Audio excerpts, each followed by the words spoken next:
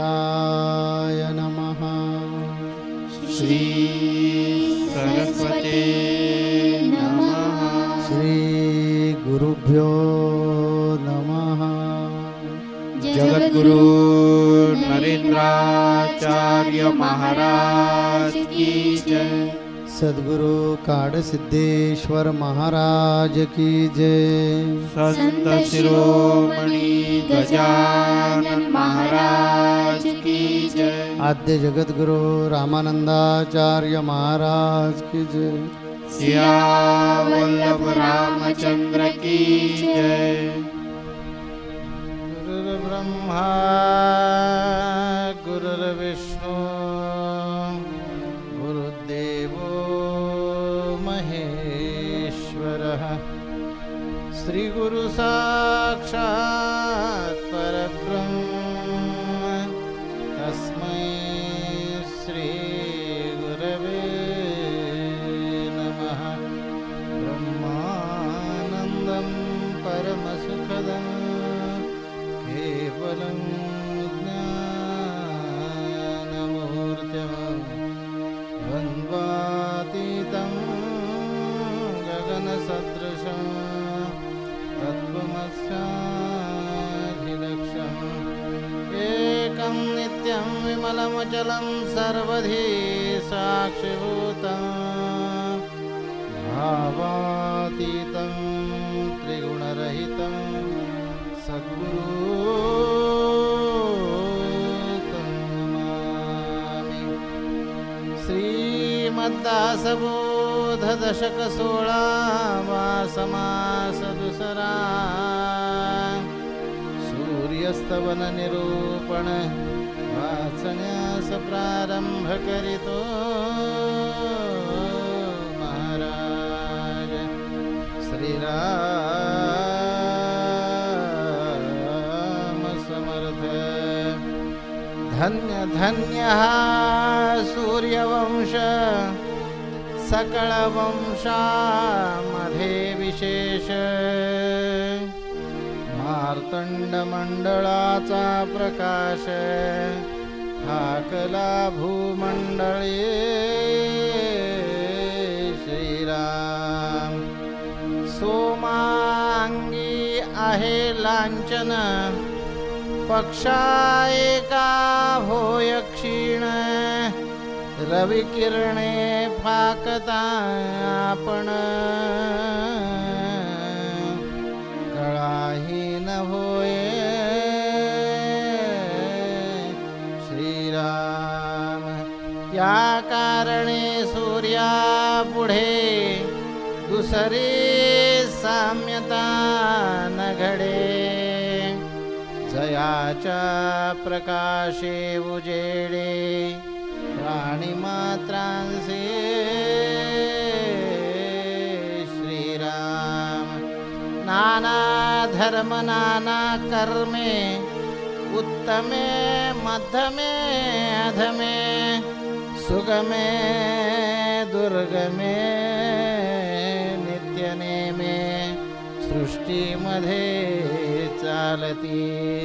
वेदशास्त्रे आणि पुराणे मंत्रयंत्र नाना साधने।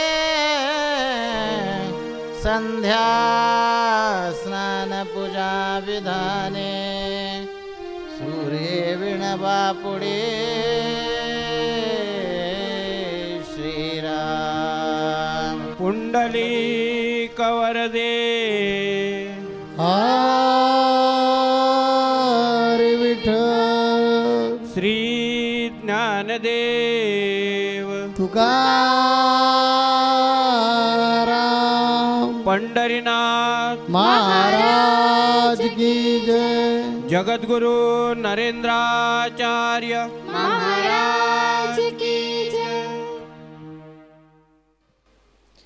जगद्गुरु माऊलींच्या चरणी नतमस्तक होऊन संत संघाला उपस्थित गुरुबंधू आणि गुरुभगिनींना श्री गुरुदेव। दर आठवड्याला संत संघाच्या माध्यमातून आपण दासबोध या ग्रंथातील विविध विषयावरती निरूपण ऐकत असतो।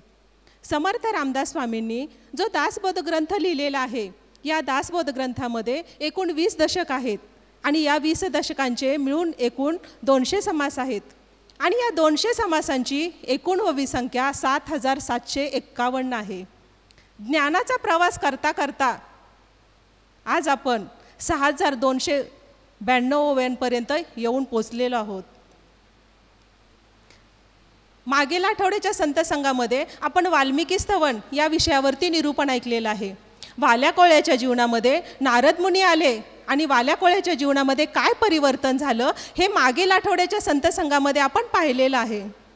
आज आपण दशक 16 समास दुसरा सूर्यस्तवन निरूपण ऐकणार आहोत. 16व्या दशकाला समर्थ रामदास स्वामींनी सप्ततीन्वय असं म्हटलेलं आहे. सप्तसप्ती हे एक सूर्याचे नाव आहे आणि अन्वय म्हणजे वंश. सप्तसप्ती अन्वय म्हणजे सूर्याचा वंश. समर्थ रामदास स्वामींचे उपास्य दैवत हे प्रभू रामचंद्र आणि या प्रभू रामचंद्रांचा सूर्य हा पूर्वज आहे. या सूर्यवंशामध्ये अनेक राजे होऊन गेले. राजा हरिश्चंद्र, भगीरथ राजाने तर बघा आपल्या पूर्वजांचा उद्धार करण्यासाठी स्वर्गातून गंगेला पृथ्वीवरती आणलं. असे अनेक राजे होऊन गेले. दशरथ राजाही या सूर्यवंशामधलेच आहेत आणि दशरथ राजांचा पुत्र प्रभू रामचंद्र. हे प्रभू रामचंद्र ह्या सूर्य वंशातील 67वे राजे होते. आज आपण हे राजे जे झालेले आहेत त्यांचा साक्षी सूर्य आहे. त्यावेळेला आपण नव्हतो. पण आज बघा जगद्गुरू नरेंद्राचार्यजी महाराजही आपले सूर्यवंशीच आहेत. जगद्गुरू माऊलींचा जन्म झाला त्याचा साक्षीही सूर्य आहे आणि आज आपण त्यांना प्रत्यक्ष पाहतोय ह्याचे साक्षीही आपण आहोत. ही आपल्यासाठी भाग्याची गोष्ट आहे. ह्या समासाच्या माध्यमातून रामदास स्वामींना सांगायचंय. रामदास स्वामी काय म्हणतात की जगामध्ये सर्वत्र या सूर्यमंडळाचा प्रकाश पसरलेला आहे आणि म्हणून सर्व प्रकारच्या ऊर्जेचा स्रोत सूर्य आहे आणि सर्व प्रकारच्या ऊर्जेचा स्रोत सूर्य आहे. आपल्याला चंद्रापासूनही प्रकाश मिळतो. परंतु काय होतं की चंद्राचा प्रकाश जर 15 दिवसांनी क्षीण होतो. सूर्य उगवला की चंद्राचा प्रकाश नाहीसा होतो आणि म्हणून सूर्यप्रकाशाची बरोबरी अन्य कोणीही करू शकत नाही. रामदास स्वामी काय म्हणतात, सूर्य रोज उगवतो आणि सूर्य रोज मावळतो. सूर्य उगवला की सर्व प्राणीमात्रांना उजाडतं आणि सूर्य मावळला की सर्व प्राणीमात्रांना मावळतं.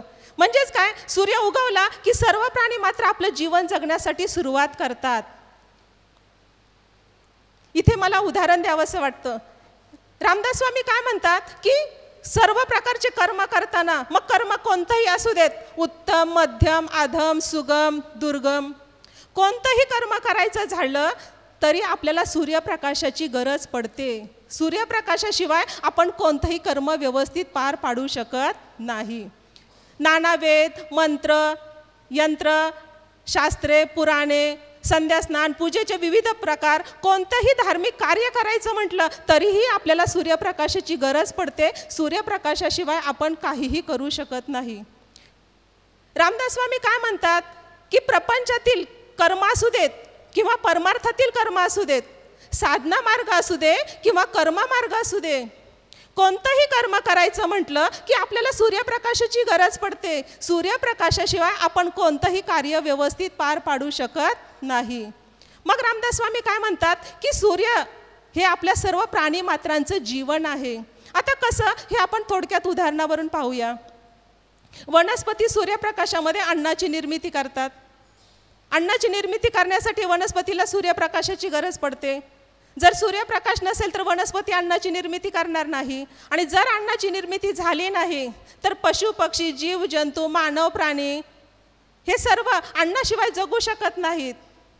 सूर्य ही प्रत्यक्ष देवता आहे आणि म्हणून रामदास स्वामी काय म्हणतात की सूर्याला निरंतर आपण सूर्याचं दर्शन घेत राहावं. त्याच्यामुळे काय होतं तर आपल्या शरीराला स्फूर्ती वाढते. सूर्यनमस्कार हा सगळ्यात उत्तम व्यायामाचा एक प्रकार आहे. हा सूर्यनमस्कार जर आपण नित्यनेमाने रोज करत असेल तर आपले शरीर निरोगी आणि बलवान राहते, सुदृढ राहते.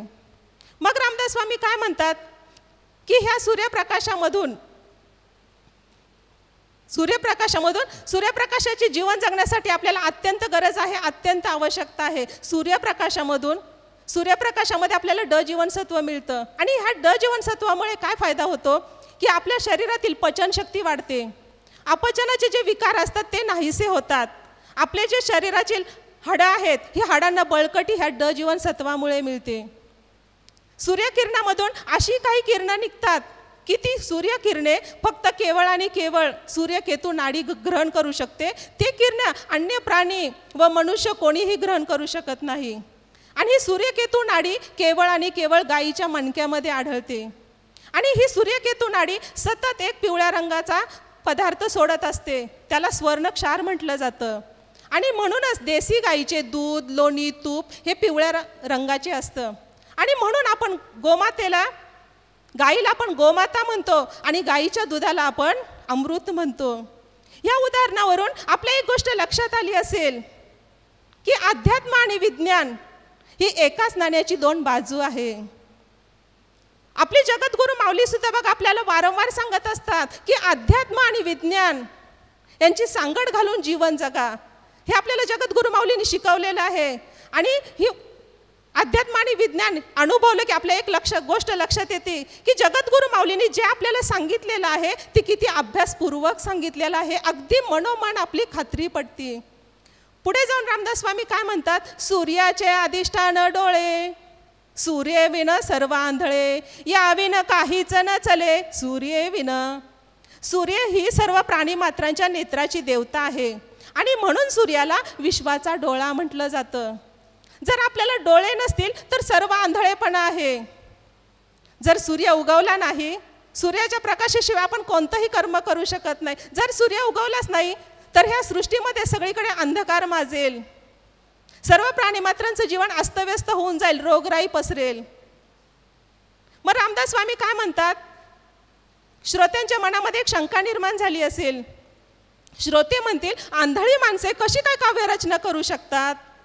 तर त्यावर रामदास स्वामी म्हणतात की आपल्या बुद्धीला जो प्रकाश, ज्ञानाचा प्रकाश जो बुद्धीमध्ये आहे तो केवळ आणि केवळ सूर्यामुळेच. जर आपली बुद्धी थंड पडली तर आपण कोणतंही काव्य करू शकणार नाही. आपल्या शरीरामध्ये जी उष्णता असते तेही सूर्यामुळेच. आणि आपलं शरीर उष्ण असतं म्हणून आपण जिवंत राहू शकतो. शरीर जर थंड पडलं तर आपण काहीही करू शकणार नाही. पुढे रामदास स्वामी काय म्हणतात की श्रोते हो, तुम्ही ज्ञानी आहात, तुम्ही विचारवंत आहात. तुम्ही ज्ञानाने सार काय आहे, आसार काय आहे, ज्ञान काय आहे, अज्ञान काय आहे, ह्या विवेकाने जरा विचार करा. आणि रामदास स्वामी म्हणतात की ह्या सृष्टीमध्ये जो जो इतिहास घडला तो सर्व सूर्याच्या साक्षीनेच घडलेला आहे. जे जे दृश्यरूप धारण करून येतं ते सर्व ह्या सूर्याच्या देखतच आलेलं आहे. शिवशक्तीने अनंत अवतार घेतले तेही ह्या सूर्याच्या देखतच घेतले. हरिहरांचे अनेक अवतार झाले त्याचाही साक्ष सूर्यच आहे. आपण बघा तीर्थयात्रांची यात्रा करत असतो. आपण 12 ज्योतिर्लिंगाची यात्रा करतो, अष्टविनायकाची यात्रा करतो, चारोधामाची यात्रा करतो, 3.5 शक्तिपीठांची यात्रा करतो. ही तीर्थक्षेत्रे सुद्धा त्या सूर्याच्या प्रकाशामध्येच, त्या सूर्याच्या देखतच निर्मिती झालेली आहे. त्या काळी ज्या दैवी शक्तींनी ह्या तीर्थक्षेत्रांचं निर्मिती केलं त्याचा अनुभव आज आपण घेतोय.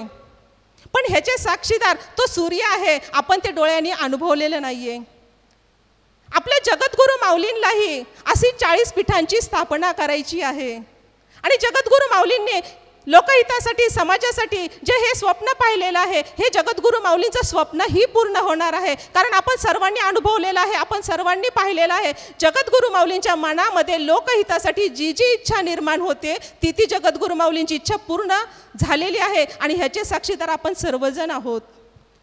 मग ही तीर्थपीठांची निर्मिती ह्या सूर्या देखतच होणार आहे. पण भाविको, आनंदाने, अगदी अभिमानाने, कौतुकाने एक गोष्ट सांगावीशी वाटते की जी आपण तीर्थयात्रा करत असतो त्या काळी ज्या दैवी शक्तींनी निर्मिती केली त्याला साक्षीदार तो सूर्य होता. आपण हे पोथीमध्ये, पुराणामध्ये ऐकतो, वाचतो, पण आपण हे डोळ्यांनी पाहिलेलं नाही आहे. पण आपण एवढे भाग्यवान आहोत की हे 40 पीठांची निर्मिती होताना तो सूर्य पाहणार आहे. जो निर्माता आहे तोही आपल्या बरोबरच आहे आणि ह्या निर्मितीच्या क्षणाचे साक्षीदार सुद्धा आपण असणार आहोत. खरंच आपण फार भाग्यवान आहोत. आपण पाहतो बघा, गुरु शिष्यांच्या अनेक, आपली संस्कृती जी आहे गुरु शिष्यांच्या परंपरेवरती आहे. एकनाथ महाराज, जनार्दन स्वामी, ज्ञानेश्वर माऊली, निवृत्तीनाथ, स्वामी विवेकानंद, रामकृष्ण परमहंस, ह्या आपण गुरु शिष्यांच्या, सद्गुरू आणि सशिष्यांच्या आपण ह्या जोड्या अगदी उदाहरणं देतो. कथेमधून, पोथीमधून, प्रत्येक प्रवचनामधून, प्रत्येक कीर्तनकार, प्रवचनकार हे सगळ्यांची उदाहरणं देतो. पण एक गोष्ट म्हणजे बघा की ज्या वेळेला हे सद्गुरू आणि शिष्यांची जी जोडी होती, हे त्यांनी जे अलौकिक कार्य केलेलं आहे, हे अलौकिक कार्य, त्यांच्या कार्यामुळे आज ते ओळखले जातात. पण आपण फार भाग्यवान आहोत की ह्या सूर्याच्या साक्षीने जगद्गुरू नरेंद्राचार्यजी महाराज आणि सद्गुरू काडसिद्धेश्वर बाप्पा ह्यांची जी जोडी आहे, ही जोडी आज आपण आपल्या डोळ्यांनी पाहतोय, आज आपण आपल्या डोळ्यांनी अनुभवतोय. आणि भविष्यामध्ये जे येणारे कीर्तनकार असतील, प्रवचनकार असतील, हे ह्याची उदाहरणं देतील. हे सुद्धा, त्याला सुद्धा साक्षी सूर्याच असणार आहे. पण आज आपण एवढे भाग्यवान आहोत की आपण हे अनुभवतोय. समर्थ रामदास स्वामींना या समासामधून तेजाबद्दल सांगायचं आहे. जी 5 तत्व आहेत त्याच्यातलं एक तेज नावाचं तत्व, ते म्हणजे सूर्य. हे सूर्य तत्व तेज रूपानं सगळीकडे आहे. प्रकर्षानं आपल्या जीवनामध्ये ते गुरूंच्या रूपानं कार्यरत असतं. गुरुसुद्धा सूर्यच आहे. माझी या हृदयाच्या मंदिरी पाहिली गुरुमूर्ती गोजिरी, स्मरण गुरूंचे अधरी निरंतर, जुळवी नाते सरते अंतर. एकदा का गुरु शिष्याचं नातं जुळलं की त्या नात्यामधलं अंतर संपत जातं आणि तेच आपण होऊन बसतो. कारण हा जो सूर्य आहे, हे जे तेज आहे, हे तेजच आपल्याला आपल्यासारखं बनवणार आहे. आपणासारखे करती तात्काळ नाही, काळ वेळ तया लागेल. असं तेज असणारी मूर्ती कोण? तर गुरु. म्हणून या गुरूंचे अनंत उपकार आपल्यावर आहेत. हे गुरु आपण करून टाकायचे नसतात. बरेच जण म्हणतात गुरु करून टाकला. गुरु एकदा केले की वर्गात ॲडमिशन घेतलं. ॲडमिशन घेतलं की गुरु जे सांगतील तो ग्रहपाठ नित्य नेमानं काढणं हे आपलं काम असतं. अनुग्रह गुरु करून टाकण्यासाठी नसतं. अनुग्रह हे ॲडमिशन आहे या कलियुगामध्ये. पूर्वी अनुग्रह केव्हा व्हायचा? की तो शिष्य पूर्णत्वाला ज्यावेळी जातो आणि अशी अवस्था येते त्यावेळेला गुरु अनुग्रह द्यायचे. अनुग्रहाचा अर्थ कृपा. आज या कलियुगामध्ये तसं राहिलेलं नाही. आज अधर्माचं राज्य आहे. तुम्ही जितकं खोटं बोलाल तेवढा तुमचा जय होईल. जेवढी दादागिरी करून दुसऱ्यावर प्रभुत्व गाजवता येईल तेवढं लोक सलाम करतील. थोडक्यात वाम मार्गानं जितका माणूस पुढे जातो तेवढा सन्मार्गाने आज या युगामध्ये माणूस पुढे जाताना दिसत नाही. अर्थात लोकांना काय जायचं ते जाऊ दे, तुम्ही मात्र असं जाऊ नका. याचं कारण एक कलियुग आहे आणि कलियुगाचा मर्मच असा आहे, तो कली प्रत्येकाच्या हृदयामध्ये शिरलेला आहे आणि तो आपल्याला अधोगतीकडे नेण्यासाठी जास्तीत जास्त दुर्गुण आपल्यामध्ये डेव्हलप करायचा तो प्रयत्न करणार. आणि आम्ही संतांनी असं ठरवलेलं आहे की जास्तीत जास्त सद्गुण या भक्तांमध्ये विकसित करायचे. म्हणजे शर्यतच लागलेले आहे. काळानं असं ठरवलेलं आहे की जास्तीत जास्त लोकांना मी नास्तिक बनवेन. जास्तीत जास्त माणूस हा नास्तिकवादी होईल, अधर्माचं आचरण करेल. जो अधर्माचं आचरण करेल त्याला मी प्रोत्साहन देईन. आणि म्हणून समाजामध्ये तुम्हाला असं दिसतं आज प्रामाणिकपणे बोलायची सोय राहिलेली नाही. जो प्रामाणिकपणे बोलतो त्याला वेडा ठरवतात. जो थापा मारतो 4 लोकात रेटून नेतो, त्याचं कौतुक होतं. बरोबर हेच बोलतात ते बरोबर आहे. बऱ्याच वेळा बऱ्याच चर्चा चालू असतात टी व्हीवर, चॅनलवर वगैरे. बघा त्याचा निष्कर्ष काढा म्हणजे कळेल तुम्हाला.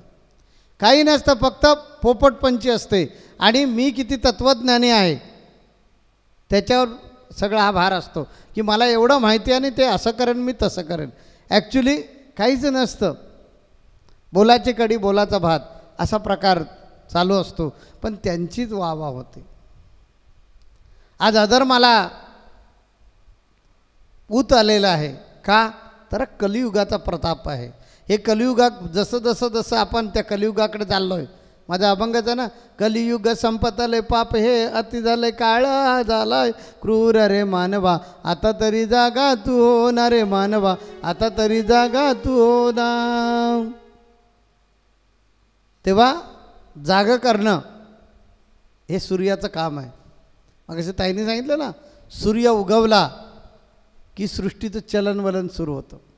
तसं गुरु हा सूर्य रूपामध्ये आहे आणि त्याचं काम आहे की अधर्माकडे, अनितीकडे, अन्यायाकडे, असत्याकडे जाणारं जे जन आहे त्याला थांबवणं आणि त्याला सांगणं की बाबा तू चाललायस तो चुकीच्या रस्त्यानं चाललायस. या कलियुगामध्ये तू भरडून जाशील आणि म्हणून अधर्म सोड, असत्याचा मार्ग सोड, सत्याचा मार्ग धर. भागवतमध्ये एक कथा आहे आणि ती मी अनेक वेळा सांगितली, आपणही ऐकलेली आहे की राजा जो असतो तर राजानं सगळ्यांना सोडलं पण सत्याला नाही सोडलं. लक्ष्मीला सोडलं, दानाला सोडलं, तपाला सोडलं, यशाला सोडलं, पण सत्य नाही सोडलं. आणि ज्यावेळी सत्य अडकून पडलं राजाकडे, राजानंच सांगितलं की लक्ष्मी गेली, मला त्याची पर्वा नाही, पण मी सत्य सोडणार नाही, कारण मी माझ्या आयुष्यामध्ये कधी असत्यानं वागलोच नाही. आणि काय आश्चर्य, सत्य राहिल्याबरोबर गेलेली लक्ष्मी परत आली. लक्ष्मी परत आल्याबरोबर तप परत आलं, तप परत आल्याबरोबर दान परत आलं, दान परत आल्याबरोबर यश पण परत आलं. म्हणजे 4 जणं गेली होती. हे पंचायत नाही. लक्ष्मी तिथे तप, तप जिथे आहे तिथे दान, दान जिथे आहे तिथे यश, आणि जिथे यश आहे तिथे सत्य आहे. मग सत्याचा मार्ग सोडू नका, हे मी आज सांगेन तुम्हाला या प्रसंगी. हे सूर्यप्रकाशा इतकं सत्य आहे की जो सत्याच्या मार्गाने जातो त्याला जगणं थोडं कठीण होतं, पण अखेर सत्याचाच विजय होतो. आमचा जर संस्कृतीचा अभ्यास केलात आजवरच्या तर बघा ना, शिवाजी महाराजांनी मुठभर मावळे घेतले आणि मोगलांना हुसकावून लावलं. कशाच्या जीवावर? सत्याच्या जीवावर. 5 पांडवांनी 101 कौरव, कर्ण तिकडे गेला होता ना म्हणून 101 मोडलं. असे ते 101 आणि इकडे 5च होते. जिंकले, सत्याचा विजय. एवढं पादाक्रांत करून अयोध्येपासून लंकेपर्यंत चालत जाऊन शेवटी 14 चौघडांच्या राज्याचा विध्वंस करून टाकला. 14 चौघडांचं राज्य भगवान प्रभू रामचंद्रानं उलथून टाकलं सत्याच्या जीवावर. म्हणून सत्य हे सूर्यप्रकाशा इतकंच प्रांजळ आहे, सत्य आहे. आणि हे सत्य म्हणजेच एक तेज आहे, लक्षात घ्या. ह्या तेजाची उपासना आपण केली पाहिजे, सत्याची उपासना केली पाहिजे. या सत्यापासून काहीही लपून राहत नाही. जसं सूर्य उगवल्यानंतर काहीही लपून राहत नाही, तसा हा प्रकार आहे. आणि म्हणून सत्य कधी सोडू नका. हे सत्य म्हणजे सद्गुरू आहेत आणि सद्गुरू म्हणजेच सत्य आहे. म्हणून सद्गुरू जे जे सांगतात ते गुरु वाक्य मंत्र मूलम समजून त्याप्रमाणे जीवनामध्ये आचरण करायला शिका. मग हे सूर्यासारखं तेज सद्गुरूंचं आपल्यामध्ये सुद्धा संक्रमित होईल आणि आपल्याही जीवनाचं सार्थक होईल.